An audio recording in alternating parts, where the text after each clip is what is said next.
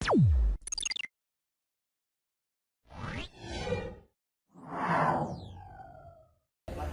ini saya mau memperkenalkan diri terlebih dahulu, Pak Jo, next.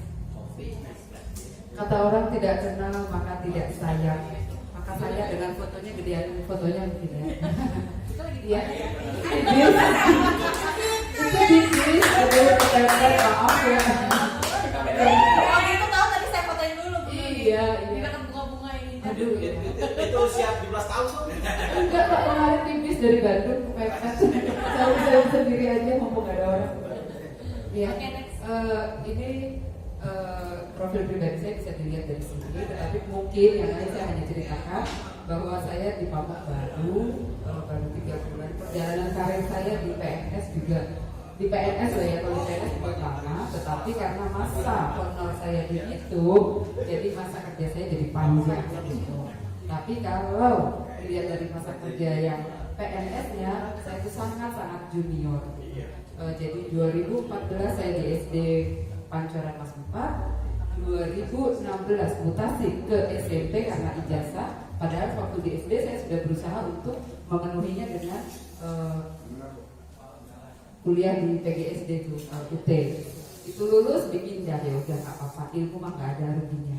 Kemudian di 2016 saya masuk ke SMP, kemudian 4 tahun kemudian saya coba untuk ikut tes PAMO, bertemu Pak Muid juga waktu itu tes wawancara dan sebagainya. Terima kasih kalau akhirnya saya boleh ikut bergabung bersama teman-teman. Ya, kali ini kita mau bicara tentang program pelatihan dan kursus, hanya itu. Saya tidak mengembang ke jauh kemana-mana. Sebenarnya tugas saya banyak.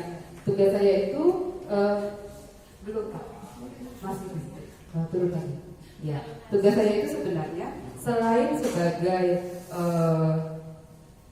penanggung jawab kursus, saya juga punya tugas yang lain, yaitu untuk kamu tuh mengajar.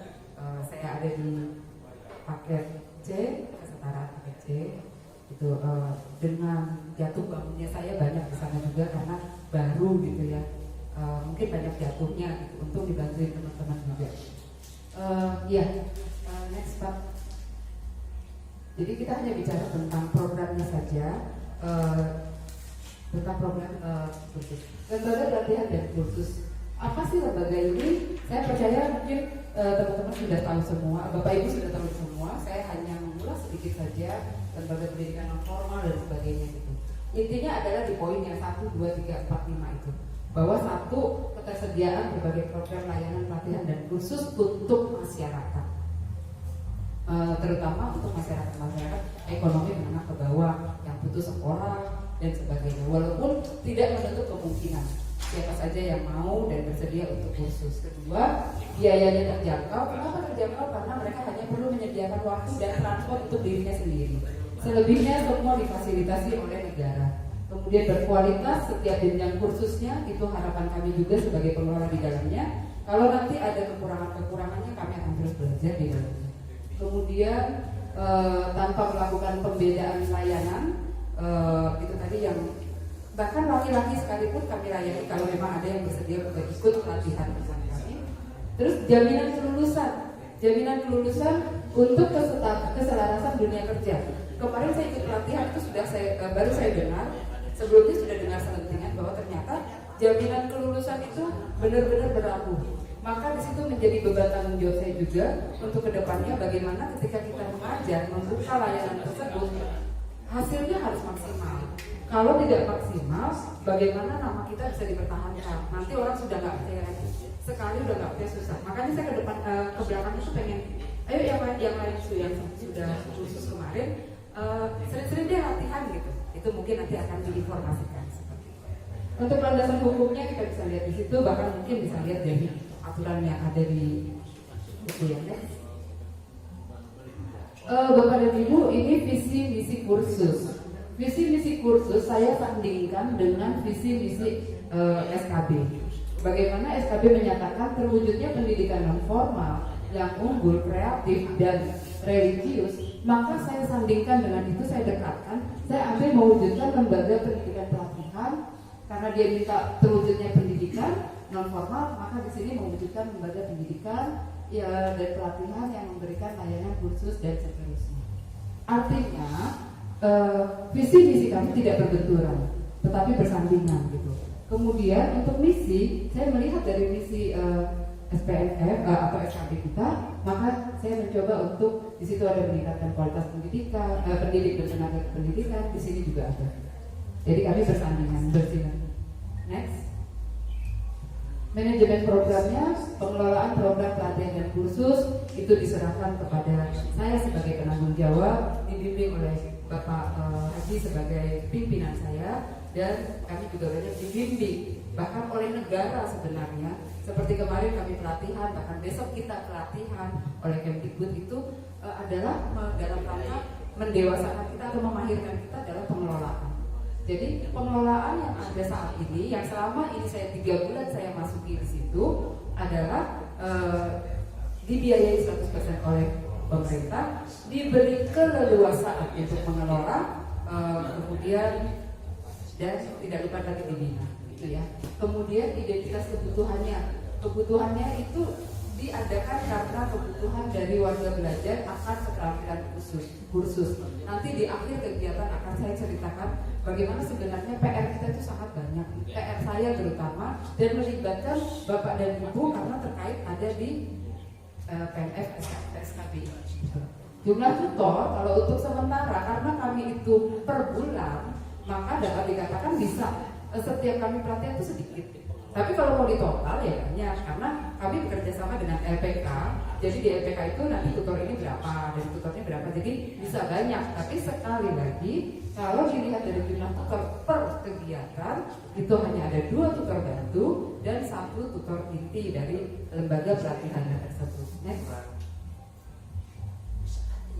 Ini struktur organisasinya. Ada Bapak Kepala, ada tenaga administrasi, ada saya di situ paling bawah, itu membuktikan bahwa saya paling baru, gitu ya, paling dasar. Monggo ayo dibantu. Ini lewat aja ya. Yuk kita lihat program pelatihan dan kursus selama ini yang ada. Program pelatihan dan kursus yang selama ini ada itu ada 4. Baru 4 yang saya tahu. Saya tanya-tanya Pak Haji ada yang kemarin ada, tapi ya itu tadi karena sepengetahuan saya yang masih tipis itu saya hanya tahu 4. Jadi saya masukkan, nanti lain kali kalau ada perbedaan bisa lagi. Di situ ada TKR, tata kecantikan rambut, tata kecantikan kulit wajah, pengantin, dan hijab style. Itu sebabnya tadi saya bilang kami tidak membedakan layanan. Kalau ada laki-laki yang kebetulan karena program kita ini sepertinya berbau wanita semua. Kalau ada laki-laki yang mau ikut, kami pasti buka, pasti nggak menutup kemungkinan, pasti kami terima. Seperti itu. Kalau yang hijab barangkali untuk teman-teman tutor dan sebagainya, kalau mau ikut tidak usah sebagai peserta tapi duduk saja di dalamnya. Kita dapat ilmunya. Nanti lihat deh hasilnya bagus-bagus. Seperti itu. Yuk next. Untuk kurikulum dan SKL-nya kami punya 2 pegangan.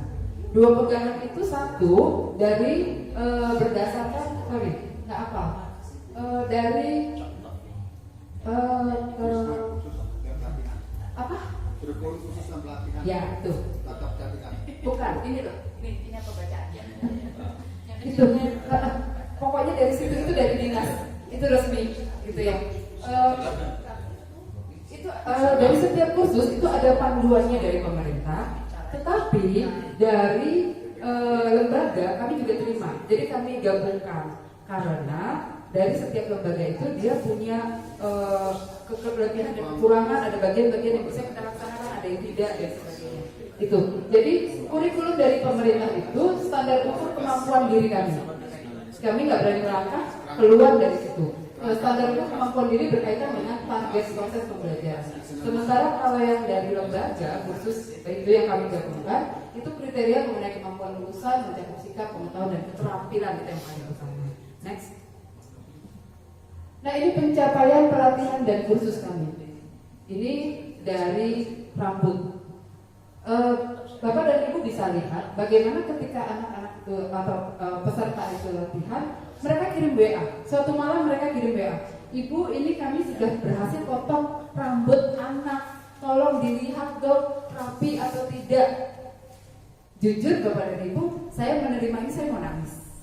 Kenapa? Saya baru masuk, ternyata kok kursus yang sebentar itu, yang hanya sebentar itu ternyata benar loh bisa menghasilkan tenaga terampil walaupun harus lebih diasah.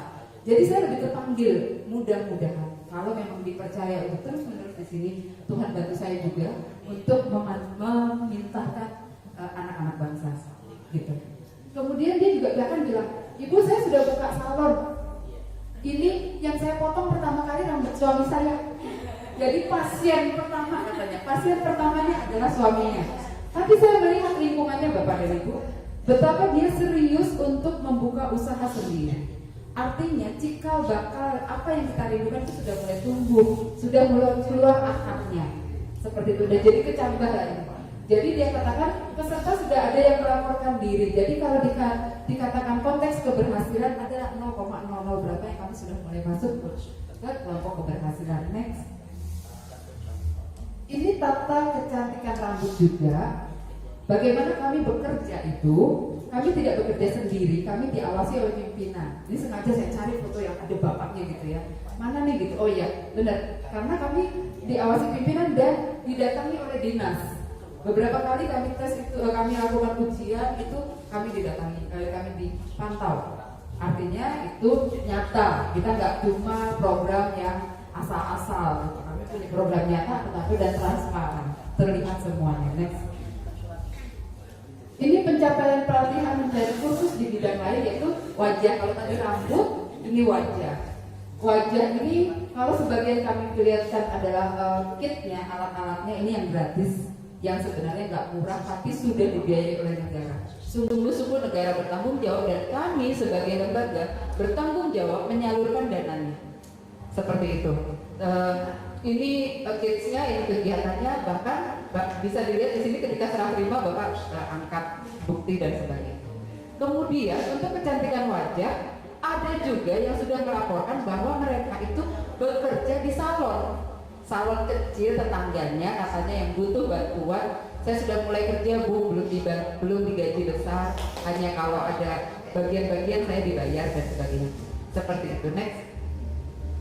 Ini untuk hijab style, itu tadi saya bilang kalau Bapak dan Ibu mau diam-diam ikut masuk aja karena ternyata ilmunya luar biasa. Ini hijab style yang dari yang modern, simple, modis ada semua. Saya juga bersyukur dengan lembaga di mana saya bekerja sama, kita jadi lebih banyak ilmunya. Makanya masuk sini semua ya, jangan keluar sini aja. Berikutnya, pembinaan tutor dan itu juga sebenarnya ada lagi satu bersama Ibu Haji.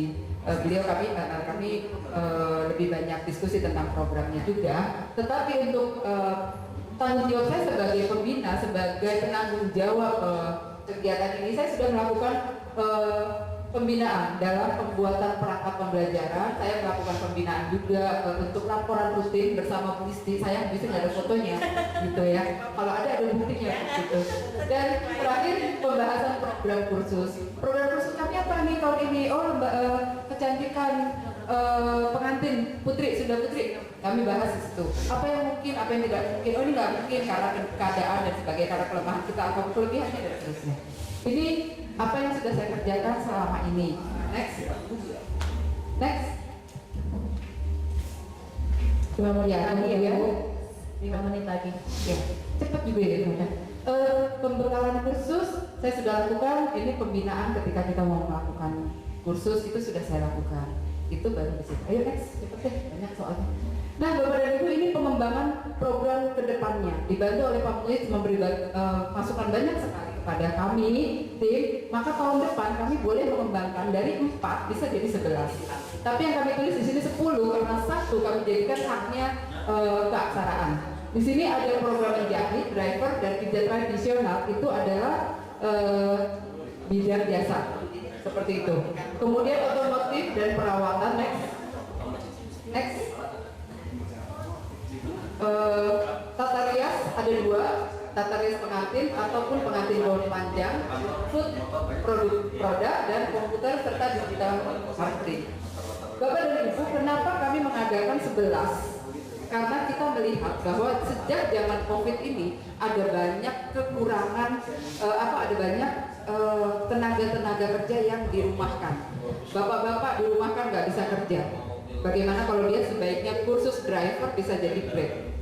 Grab itu saya pernah ngobrol sama petugas orang Grab bahwa dia di mobil dan sebagainya nanti terganti. Kedua, bagaimana kalau bapak yang dirumahkan itu dia ikut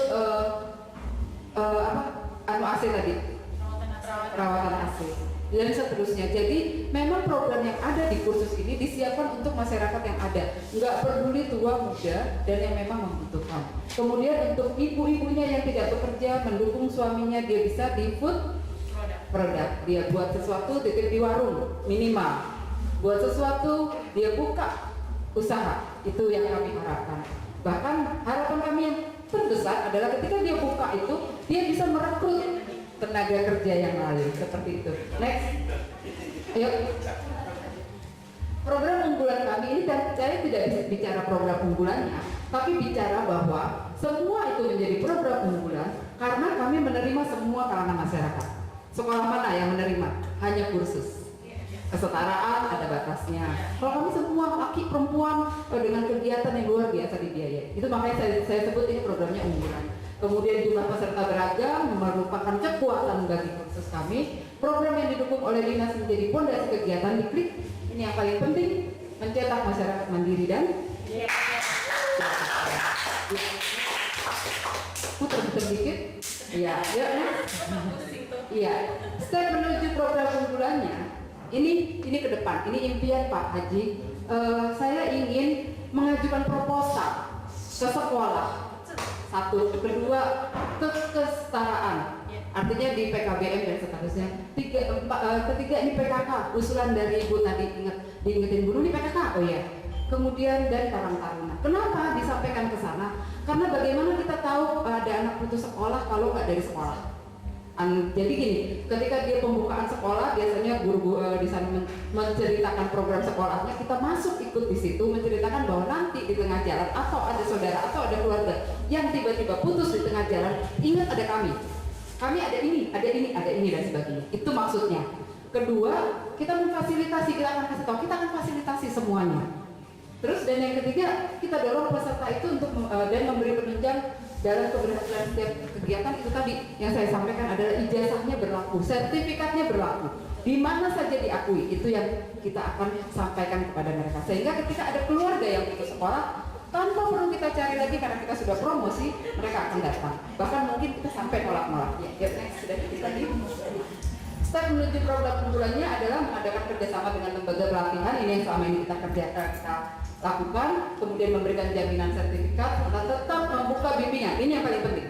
Ketika anak itu sudah lulus, kita merasa belum mampu, biarlah kita tetap membuka, mengizinkan anak itu datang tanpa menjadi anggota, tanpa menjadi murid, tetapi dia tetap ikut latihan. Kalau starter kitnya dia masih ada yang kemarin dia pakai, kalau enggak mungkin antara dua, kita punya yang di sekolah boleh dipakai, yang untuk guru, atau dia juga modal, seperti itu. Itu kelanjutannya. Kemudian harapan-harapan yang ada ini, ketika kita sudah menyelesaikan program kursus, kita membuka lapangan pekerjaan baru. Tadi Bapak Ibu kita bilang kalau dia bisa buka restoran, buka salon, buka sebagainya, dia terima itu lapangan pekerjaan baru. Teratasinya masalah ekonomi, itu harapan kita. Dan yang terakhir, ini yang paling utama juga adalah klik menciptakan peserta kreatif, mandiri, toleransi sosial, bertanggung jawab dan tangguh. Dalam kondisi yang sulit dia tangguh. Next. Mungkin itu saja dari saya Bapak dan Ibu.